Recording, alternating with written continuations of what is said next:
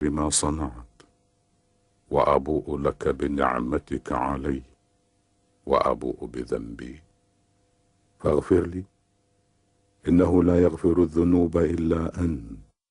ليس عليكم جناح أن تبتغوا فضلا من ربكم فإذا أفضتم من عرفات فاذكروا الله عند المشعر الحرام واذكروه كما هداكم وإن كنتم من قبله لمن الضالين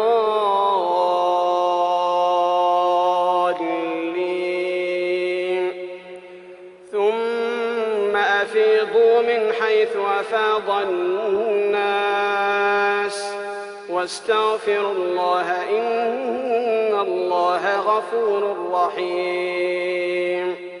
Al-Muzdalifah.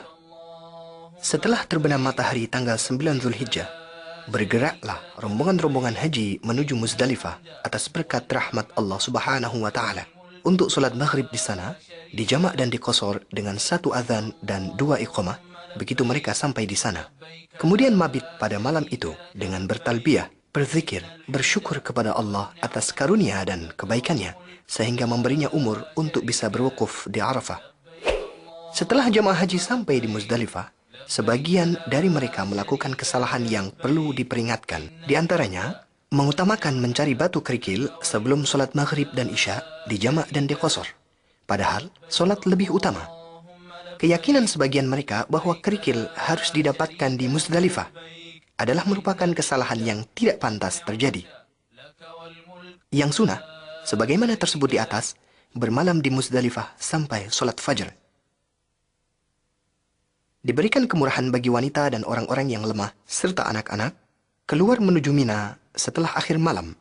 Setelah sholat fajar, dianjurkan untuk berhenti di Masy'aril Haram, yaitu gunung di Muzdalifah, atau di mana saja di Muzdalifah, untuk berdoa menghadap kiblat, berzikir, takbir dan doa yang mudah baginya.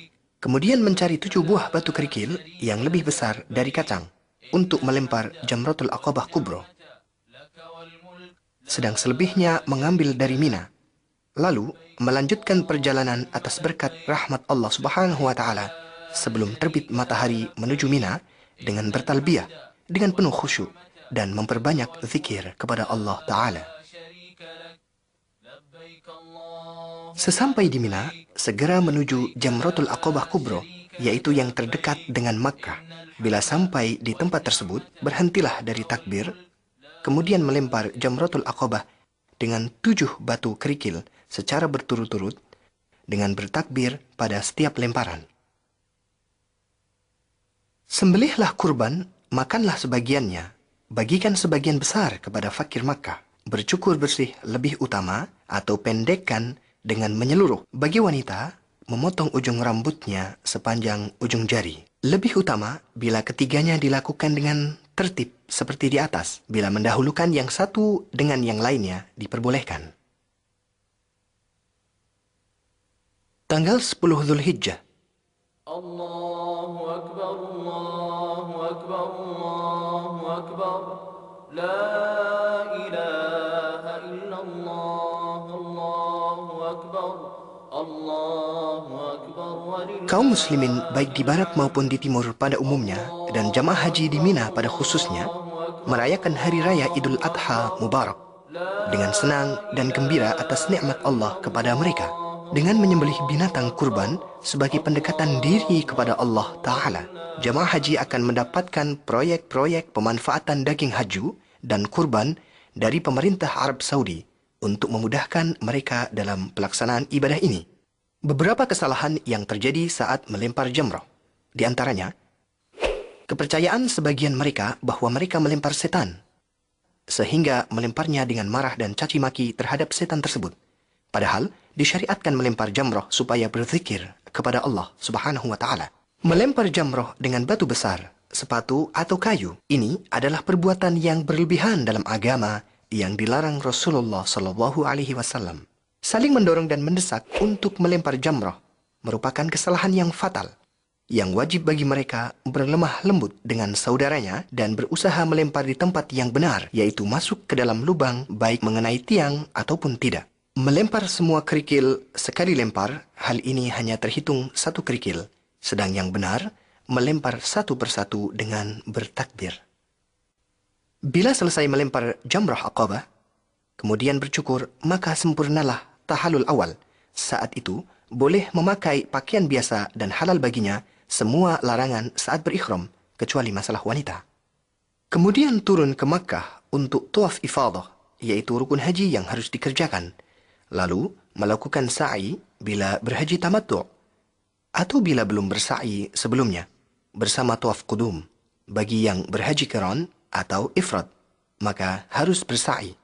Perlu diketahui bahawa tawaf ifadah boleh diakhirkan sampai selesai hari-hari Mina.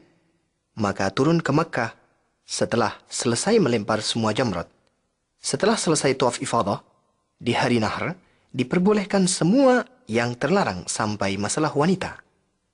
Kemudian bermalam di Mina selama 3 hari tasyrik, yaitu malam 11, 12, dan 13 Zulhijjah.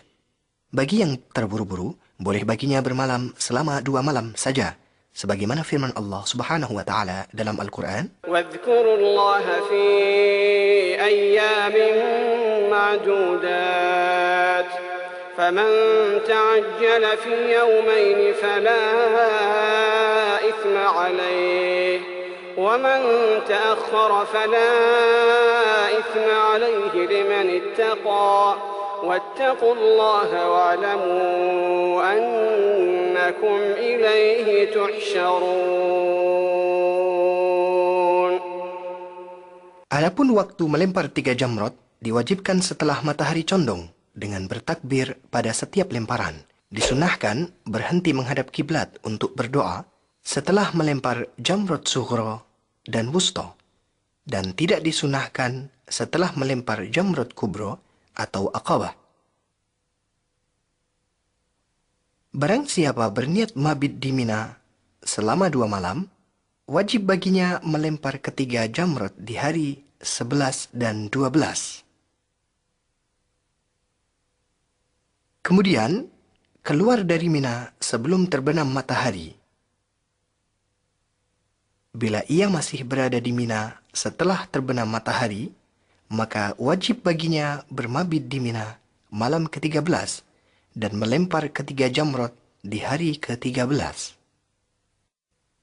Tawaf wada atau tawaf perpisahan. Perjalanan terakhir dari Mina menuju Makkah setelah selesai semua kewajiban di Mina menandakan perjalanan haji Anda sudah mendekati penyelesaian setelah menjalankan semua manasik, baik yang rukun maupun yang wajib hukumnya. Maka, tawaf wada adalah akhir kewajiban Anda di Ka'bah, sebagaimana sabda Rasulullah SAW yang artinya, janganlah seorang darimu pergi sebelum menjadikan akhir perjumpaannya di Ka'bah. Tawaf ini wajib dikerjakan sebelum meninggalkan Makkah bila akan kembali ke tanah air. Tidak ada keringanan untuk meninggalkannya kecuali bagi wanita yang haid atau nifas. Cara ziarah Masjid Rasulullah SAW.